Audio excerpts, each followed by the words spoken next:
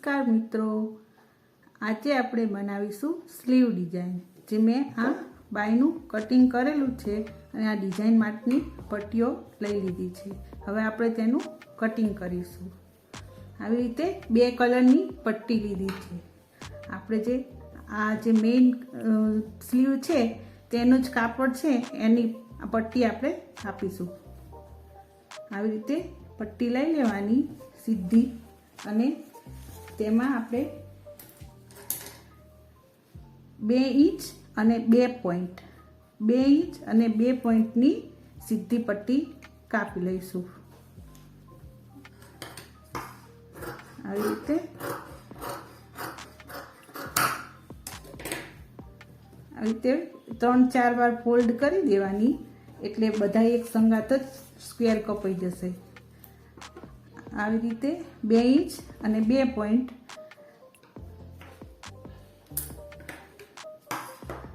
આવી રીતે સ્ક્વેર કાપી દેવાના।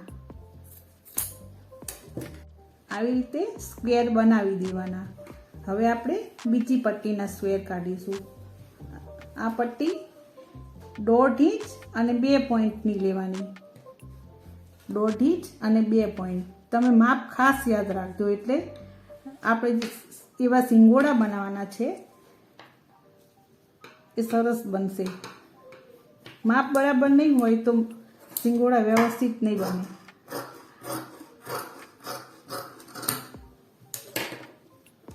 આવી રીતે 4 ફોલ્ડ કરી અને 1.5 ઇંચ અને 2 પોઈન્ટ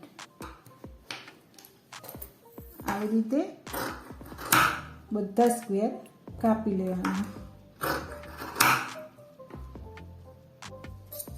આવી રીતે મેં બધા સ્ક્વેર કાપી લીધા છે। હવે આપણે તેને એક એક લઈશું અને આવી રીતે ત્રિકોણમાં ફોલ્ડ કરી દેવાનું। આવી રીતે ત્રિકોણમાં વ્યવસ્થિત બધા ખૂણા મળી જાય એવી રીતે ફોલ્ડ કરી અને સિલાઈ મારી દેવાની।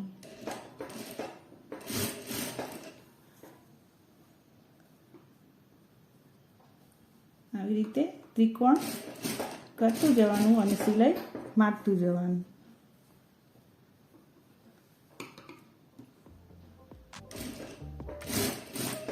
આવી રીતે હું બધા સ્ક્વેર તૈયાર કરી દઈશ। આવી રીતે મેં બધા ત્રિકોણ બનાવી દીધા છે। હવે આપણે આ બીજી પટ્ટીમાંથી પણ એવા ત્રિકોણ બનાવી દઈશું। આવી રીતે ધીમે ધીમે ફોલ્ડ કરતું જવાનું અને સિલાઈ લગાવતું જવાનું।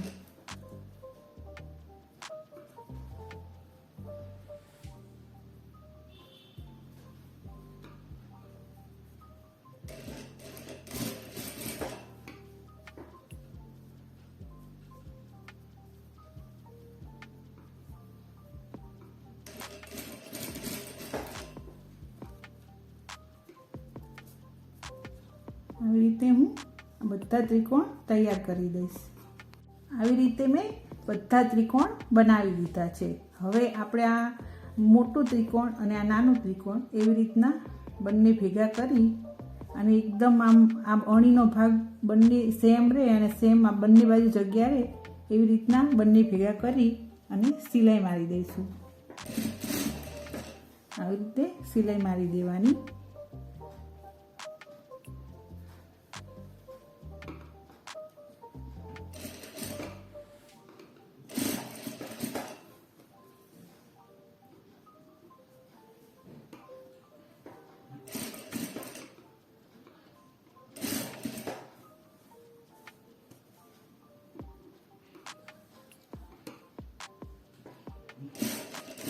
આવી રીતે સિલાઈ મારી દેવાની।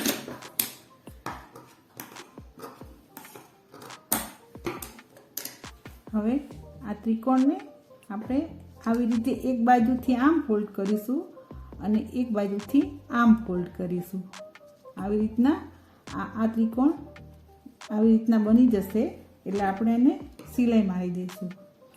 વ્યવસ્થિત આમ બહુ આમ પહોળું આમ બહુ બને આવી રીતના પહોળું એવી રીતે નહીં વાળવાનું। આમ વ્યવસ્થિત આમ નાના શેપમાં બને, આમ નાના શેપમાં આવી રીતે એવી રીતે વાળવાનું।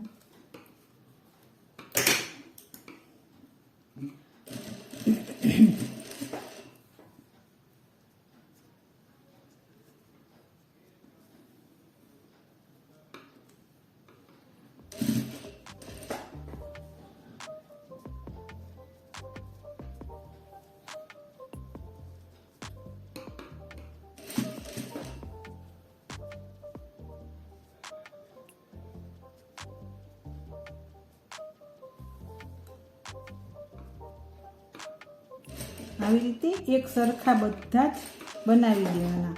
હું આવી રીતે બધા જ બનાવી દઈશ. આવી રીતે મેં બધા ત્રિકોણ બનાવી દીધા છે.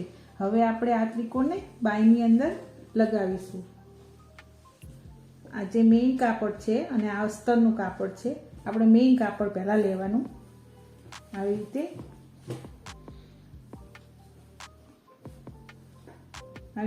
મેઇન જે કાપડ હોય તેને સીધું જ મૂકવાનું અને આપણું જે સિંગોળું બનાવ્યું છે આ ત્રિકોણ એને આવી રીતે ઊંધું મૂકવાનું. આપણે અડધો ઇંચ માર્જિન રહે એવી રીતના સિલાઈ મારી દઈશું.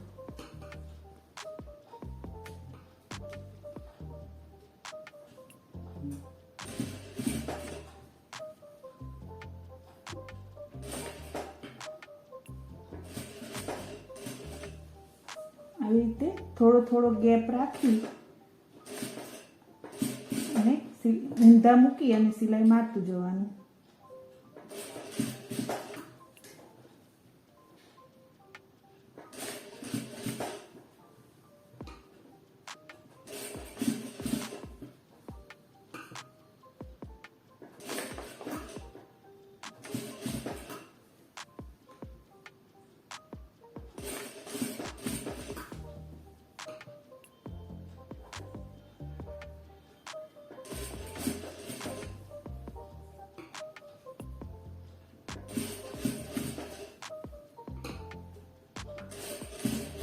આવી રીતે છેક સુધી બધા સ્ક્વેર લગાવી દેવાના.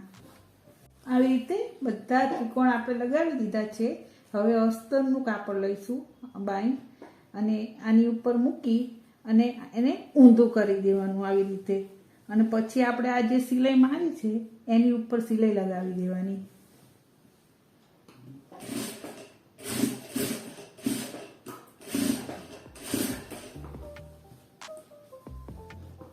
એકદમ બંને બાય બરોબર રહે એવી રીતના સેટ કરતું જવાનું અને સિલાઈ લગાવતું જવાનું.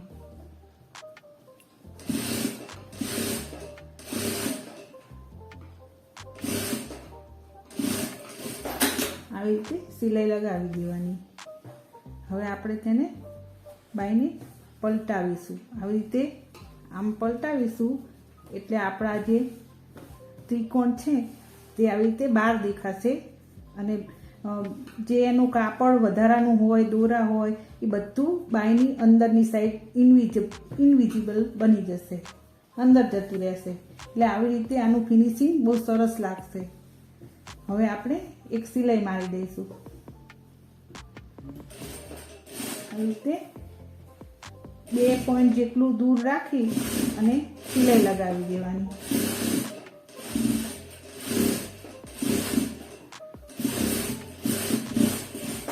આવી રીતે સિલાઈ લગાવી દેવાની અને હવે અસ્તરની બાજુ કરી અને આપણે આ બંને કાપડને જોઈન્ટ કરી દઈશું. મોટી સિલાઈ લગાવી અને બંને બાજુને જોઈન્ટ કરી દઈશું.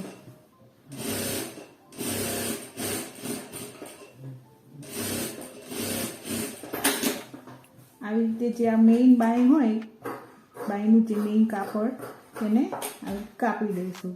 મેં એક્સ્ટ્રા જ વધારે જ લીધેલું છે એટલે આપણે તેના અસ્તરના બરોબર કાપી દઈશું. આવી રીતે મેં બધું જ એક્સ્ટ્રા કાપડ કાપી લીધું છે અને બાયને આપણે સીધી કરી દઈશું. આવી રીતના બધા જ સિંગોડા બની ગયા છે. તમે આ બાયનું લુક જોઈ શકો છો. આવી રીતે ડ્રેસની બાય હોય, બ્લાઉઝની બાય હોય, ગાઉનની બાય હોય, બધી જ બાયમાં આવી પેટર્ન બનાવી શકાય છે. તો જો તમને મારો વિડીયો ગમ્યો હોય તો લાઈક કરજો, શેર કરજો, સબસ્ક્રાઈબ કરજો અને કમેન્ટ કરવાનું ખાસ ના ભૂલતા. બસ ફરી મળીશું બીજા વિડીયોમાં. Thank you.